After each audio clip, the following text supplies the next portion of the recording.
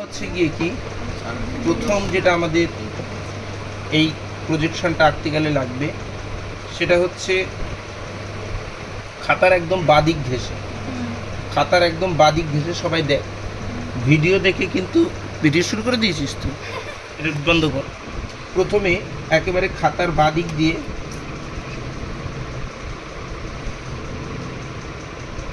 আমরা একটা লম্বা দাগ কেটে দেব, এটার কোনো মাপ নেই, ঠিক আছে। এবার এই দাগটা কাটার পরে দেখবে আমাদের অঙ্কে সৃজনী ভূগোলকের মান কত হয়েছে। অঙ্কে সৃজনী ভূগোলকের মান হয়েছে 9.85। তাহলে আমরা কি করব, কম্পাসের মাধ্যমে কিভাবে তুলব, 9.85 মানটা নেব আমরা কম্পাসের মাধ্যমে 9.85। এই যে 9.85 প্লাস 9 মানে প্রায় 9.9 এর মতোই, অনেকটাই 9.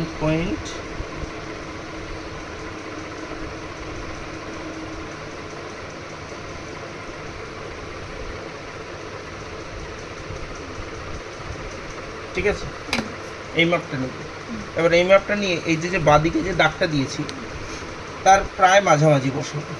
আর মাঝামাঝি বসে একটু অ্যাজাম্পশন করে নিতে হবে যাতে ধরে যায় দুদিকে, তা দুদিকেই ধরে যাচ্ছে, তাই তো। তাহলে 9.85 কম্পাসের ওই জায়গাটা সুন্দরভাবে বসিয়ে দিয়ে আমরা একটা বৃত্তচাপ এঁকে দেব।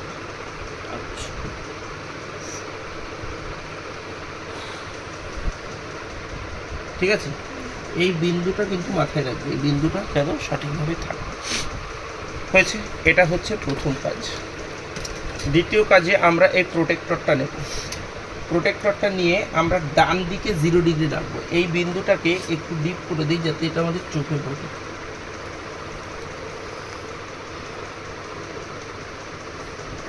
প্রোটেক্টরটা আমরা এইভাবে রাখবো।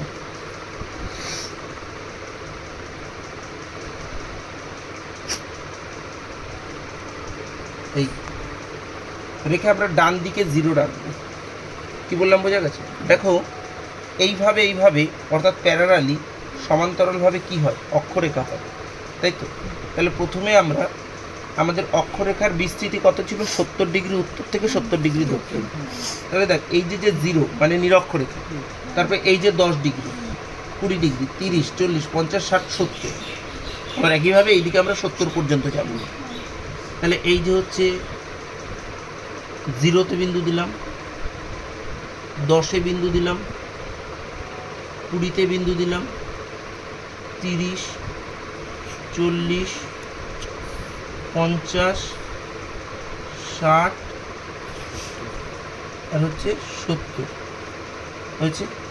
একইভাবে এইদিকে বিন্দু দেবো 10, 20, 30, 40, 50, 60, 70 হলো। হওয়ার পরে কি করবো, আমরা এইগুলোকে জুড়বো। দেখো এখানেই অনেকে ভুল করে, অনেকে করে কি, এই যেখানে বিন্দু দিচ্ছি এই বিন্দু পর্যন্ত জুড়ে, আমাদের এই বৃত্তচাপ পর্যন্ত জুড়তে হবে। কেন বৃত্তচাপ জুড়তে হবে, দেখো এই প্রোটেক্টরটা এত বড়, কিছু কিছু প্রোটেক্টর হতে পারে এর থেকেও বড়, তাহলে সেই তার বিন্দুগুলো তো আরও ডান দিকে চেপে বসতো। কিছু প্রোটেক্টর হয় ছোটো, তাহলে সেই বিন্দুগুলো এখানে হতো। তাহলে প্রোটেক্টর শেপ অনুসারে ব্যাপারটা তো ঠিক না, ব্যাপারটা হবে হচ্ছে কৌণিক মানের ভিত্তিতে। এই কৌণিক মানটা সব প্রোটেক্টরে ঠিকঠাক থাকে। যে কারণে আমাদের মেইন এইম হচ্ছে বৃত্তচাপ পর্যন্ত যাওয়া। তাহলে বৃত্তচাপ পর্যন্ত যাব কি করে, প্রথমে হচ্ছে এই যে একদম কেন্দ্রীয় বিন্দুর সাথে বৃত্তচাপের আমাদের ওই প্রোটেক্টরের যে বিন্দু পড়েছিল সেটাকে নিয়ে আমরা বৃত্তচাপ পর্যন্ত এগোবো।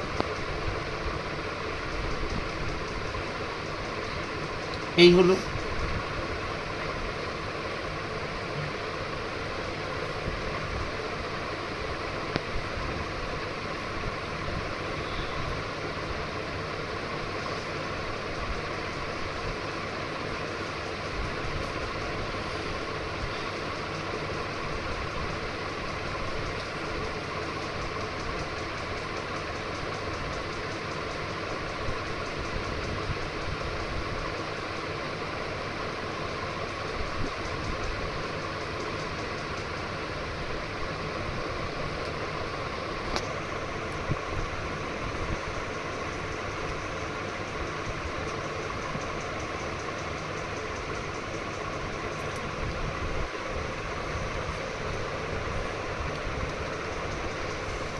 হয়েছে। একইভাবে এই দিকগুলোও জুড়বো আমরা।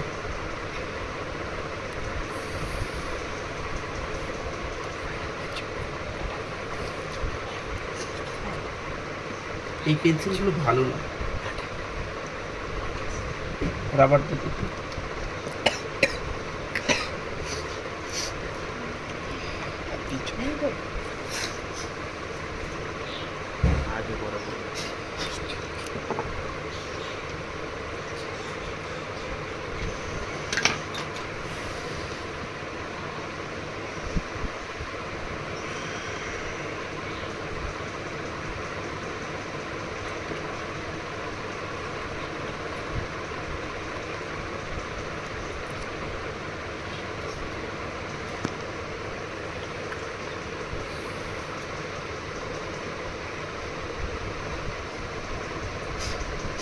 অন্য কোনো ভালো পেন্সিল আছে? স্টিলের পেন্সিলগুলো ভালো আছে কারো কাছে? ভালো ভালো থাক, পেয়েছি। কথা বলিস।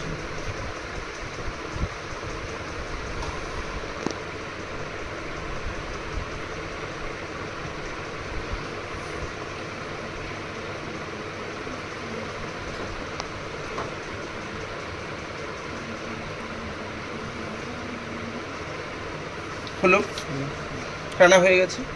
এখন সবসময় মনে রাখবি 0 ডিগ্রি কোনটা ছিল। এটা কিন্তু 0 ডিগ্রি ছিল, এটা মাথায় রাখবি, ঠিক আছে?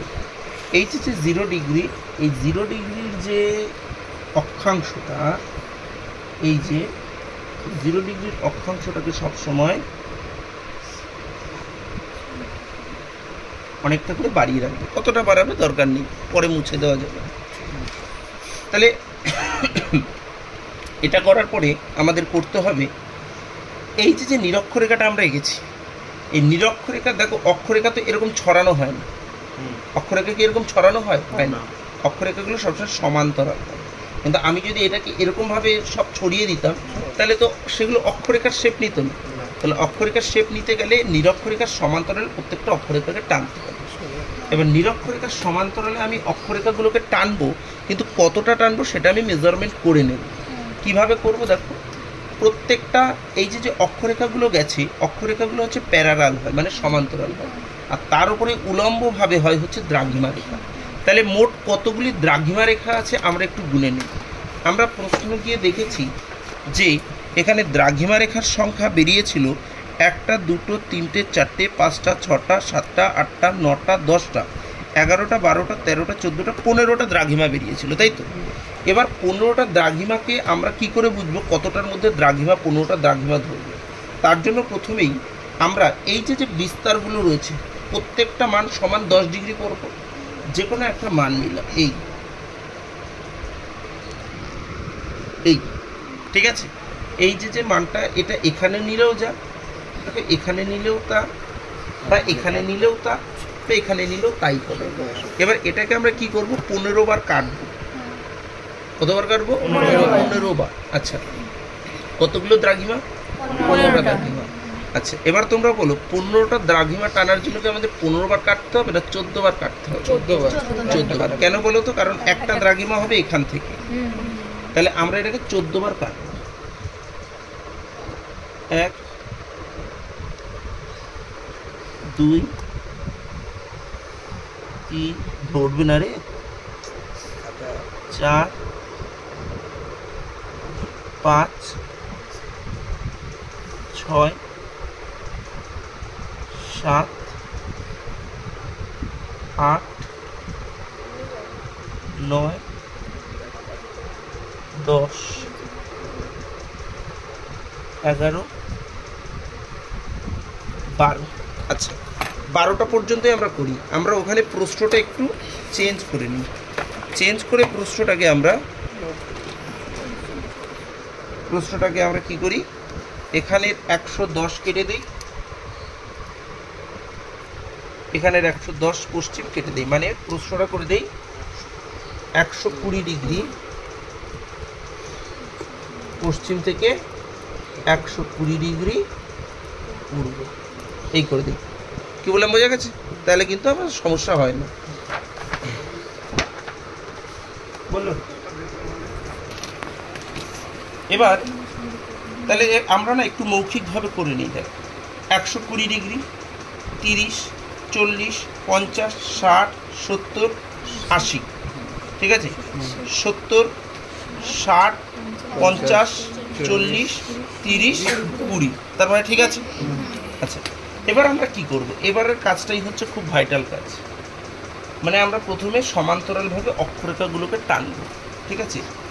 অক্ষরেখাগুলো টানার আমরা আগে অক্ষরেখাও টানতে পারি, আমরা আগে দ্রাঘিমা রেখাও টানতে পারি, সেটা তোমাদের মতো, ঠিক আছে? যদি আগে অক্ষরেখা টানি তাহলে দ্রাঘিমা রেখাগুলো আর এক্সট্রা টানতে হবে না, আর যদি আগে দ্রাঘিমা রেখা টানি তাহলে অক্ষরেখা এক্সট্রা টানতে হবে না। তো যাই হোক, আমরা আগে অক্ষরেখাই টানি, যে কোনোটাই করা যায়, এটার কোনো নিয়ম নেই। দেখো, প্রত্যেকটা অক্ষরেখা সবসময় কার সমান্তরাল হয়? নিরক্ষরেখার সমান্তরাল। তাহলে নিরক্ষরেখার সমান্তরাল করতে গেলে আমাদের নিরক্ষরেখার সমান করে একটা সেট স্কোয়ার বসাতে হবে।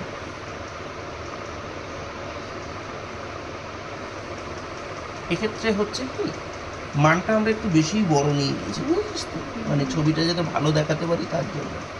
তো যাই হোক, এক্ষেত্রে আমাদের একটু দুবার করে টেনে নিতে হবে, সেটা আমরা করে নেব। তো এরকমভাবে টানার পরে কি হচ্ছে, আমরা এই সেট স্কোয়ারটাকে মুভ করবো। দেখ, এখানে যেখানে 10 ডিগ্রি অক্ষরেখা গেছে, ওখানে গিয়ে আমরা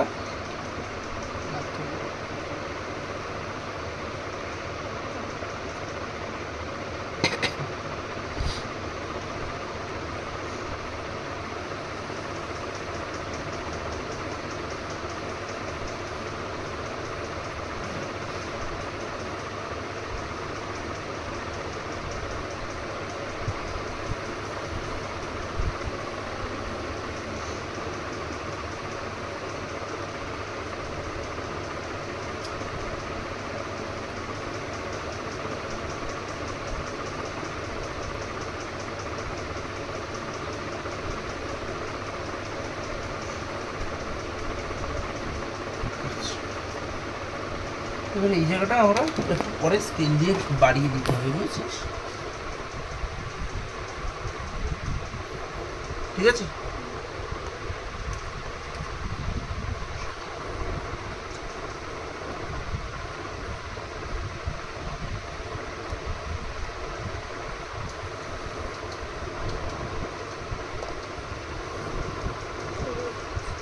কিচ্ছু সরবে না, যেখানে সরবে আমরা তো করে নিতে পারবো। সেট স্কোয়ার তো লোকে এই জন্যই ব্যবহার করে। এই আবার বসিয়ে নেব। এত বড় তোমাদের পরীক্ষায় আসবে না, ঠিক আছে? আমি একটু বেশি মান, যেহেতু 180 ডিগ্রির মানটা দিয়ে দেখাতে চাইছিলাম, যে কারণে মানটা একটু বড় হয়ে গেছে। ছবিটা দেখতে সুন্দর হবে।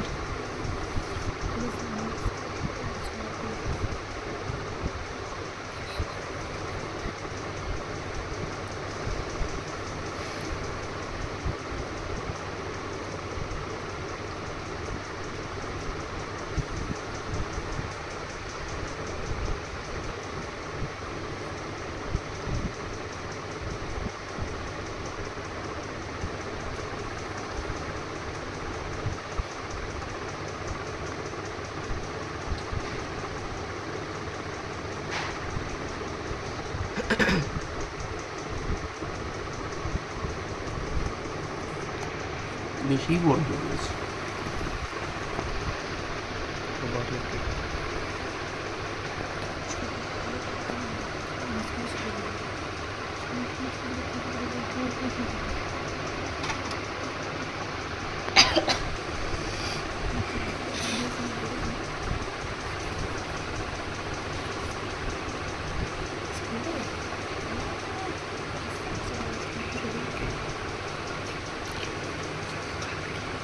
হয়েছে?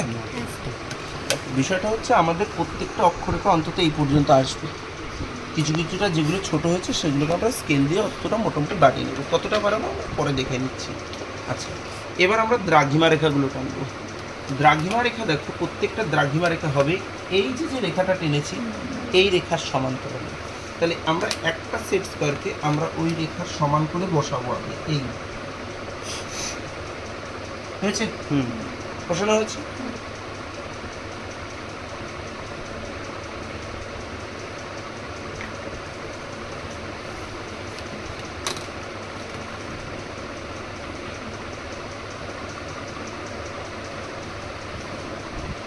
হয়েছে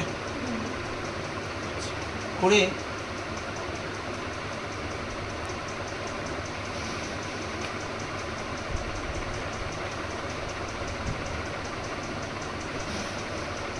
এরকমভাবে পরপর জুড়বে। প্রথমটা স্পর্শক বরাবর যাবে, এর পরেরগুলো যেখানে যেখানে ছেদ করেছে সেই স্থান থেকে যাবে।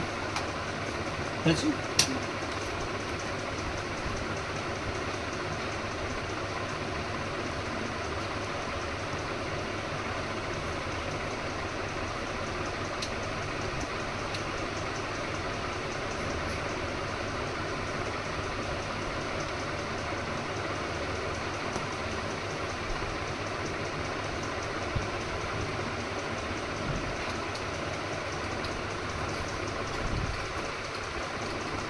বইটা সরিয়ে রাখো, বইটা সরাও।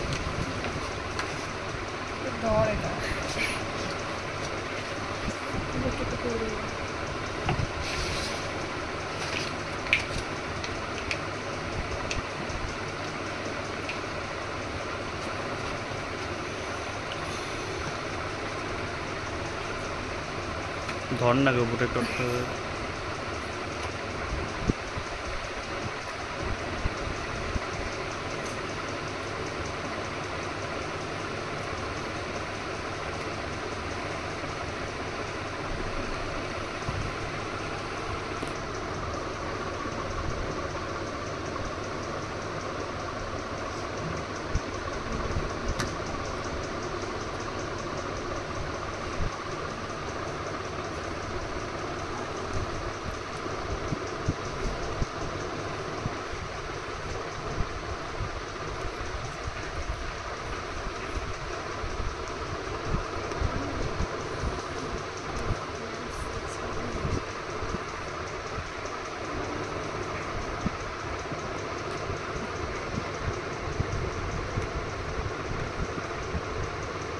নড়ে গেছে, বেশি বড় বড় হয়েছে।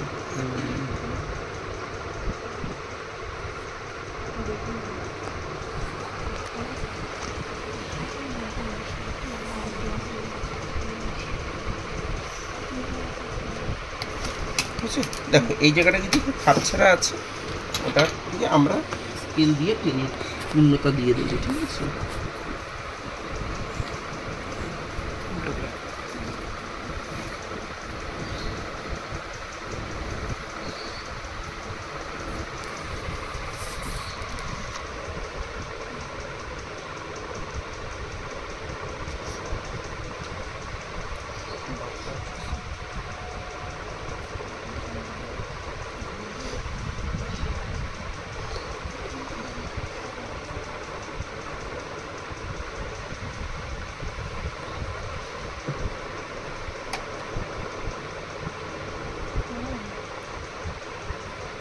আছে, ব্যাস মোটামুটি আমাদের আঁকা হয়ে গেছে।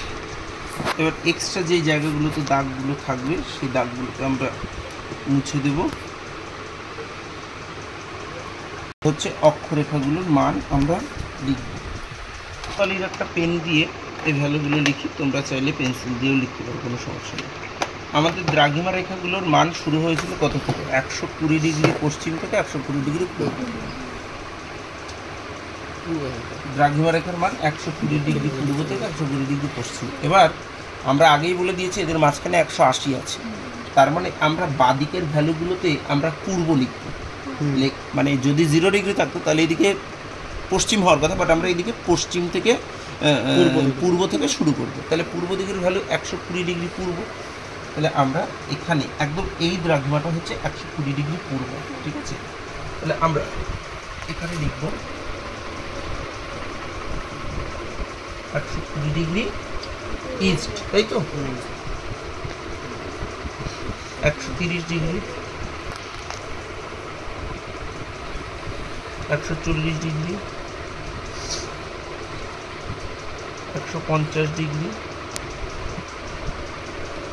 160 degree, 170 degree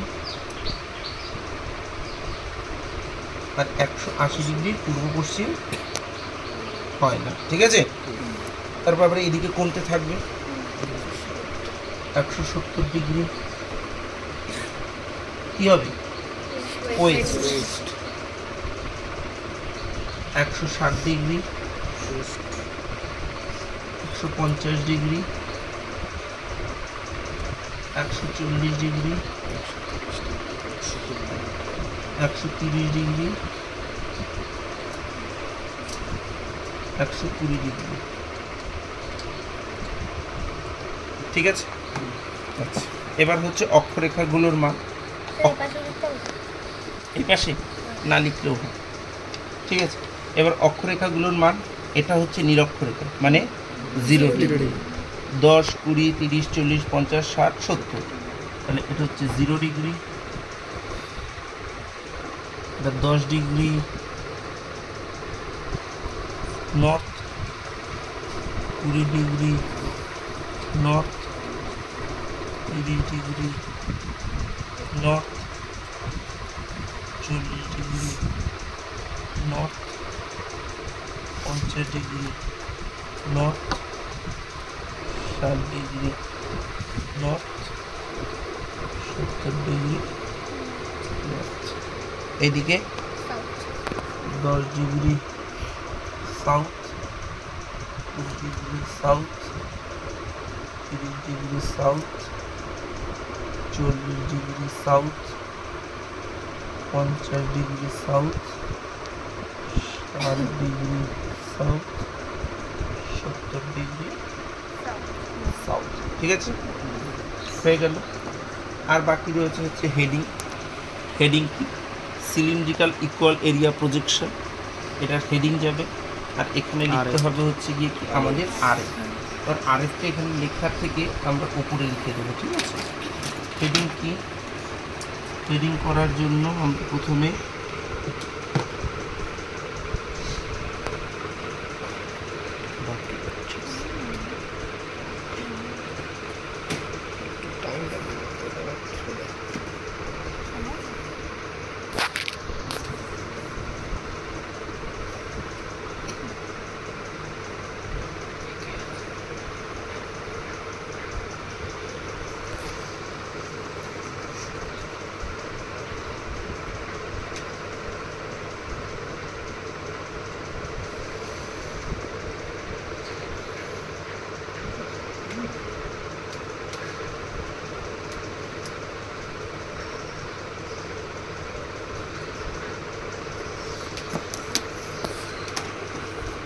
cylindrical equal area projection, তাই তো।